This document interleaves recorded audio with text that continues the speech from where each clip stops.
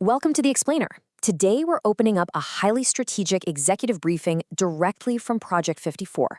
We're going to examine the hard data that links B2B sales inefficiency straight to severe macroeconomic risk in the energy sector. Look, this isn't just about how you sell, it's about how institutional lenders are valuing your entire operation. We're looking at a precise, engineered blueprint for survival in a market that is rapidly tightening. Here is the structure of our intelligence briefing today. We've got 5 phases. We'll cover the digital procurement shift, quantify the valuation traps and procurement penalties, and then we'll detail the evidence-led sales architecture that's specifically designed to lower your capital risk. All right, phase 1, the digital procurement shift.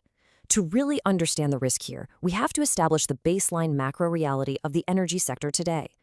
Procurement heads at utilities and grid operators, they aren't just buyers anymore. They are rigorously operating as risk managers. And that brings us to this cold, hard number. This is what the Project 54 data calls the 61% hook.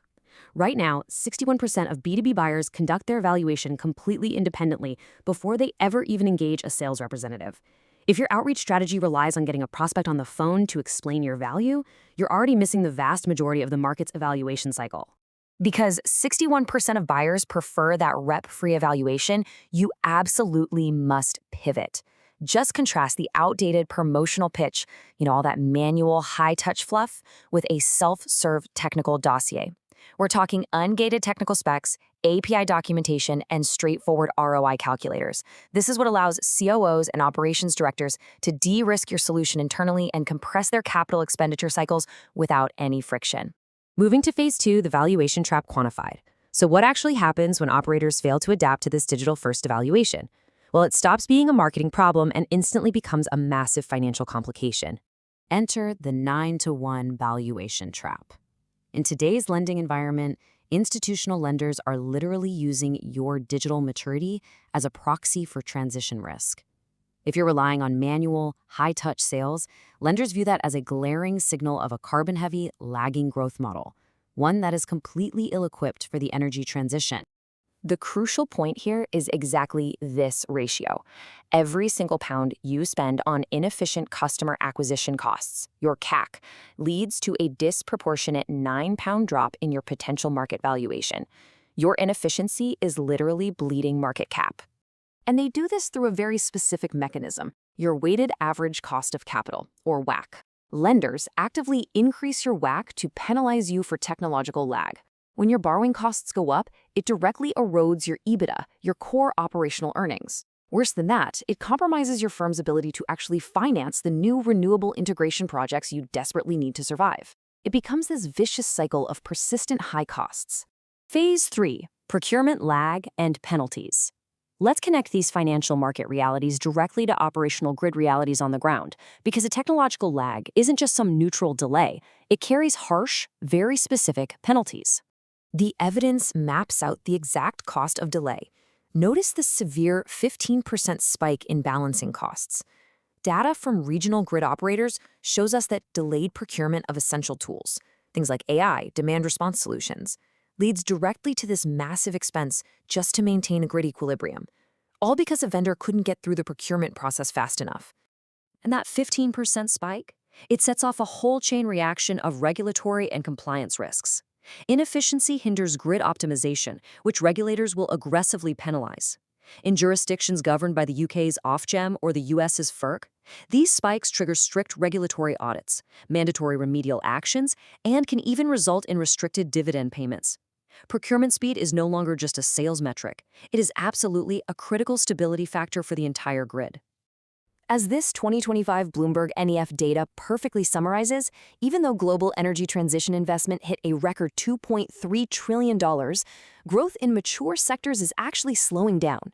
And when growth slows, your margin for error narrows. Achieving maximum operational efficiency is now the absolute only way to preserve those margins. Phase 4. Evidence-led sales architecture. All right, so if we know the risks, how do we fix the technological lag and successfully bypass that 9-to-1 valuation trap? We need a precise engineered blueprint. Here is exactly how you build a high-authority sequence. These are the 3 strictly engineered stages designed to facilitate that autonomous technical vetting buyers are demanding. Step 1. Technical specification, focusing heavily on grid integration and ROI. Step 2. Peer benchmarking, explicitly proving balancing cost reductions. Step 3. Regulatory alignment, mapping exactly to compliance standards. Let's deploy this in the real world. Initially, you deliver a grid spec or an ROI calculator immediately. No introductory preamble, just straight up reducing technical friction. In the secondary phase, you provide ungated peer group data to definitively prove your operational cost reduction. Finally, in the tertiary phase, you deliver standards documentation to completely satisfy regulatory compliance.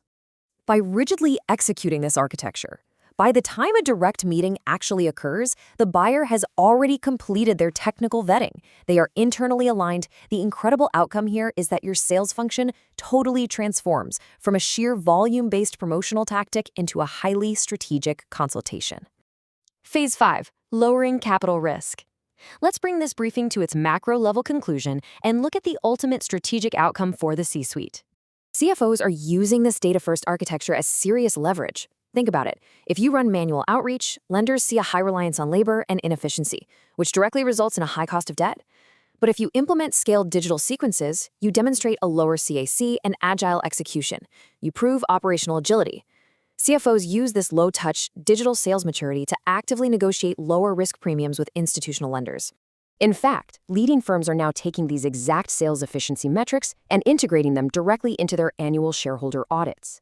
By explicitly documenting the link between digital sales maturity and reduced operational risk, they combat the 9-to-1 valuation trap head-on.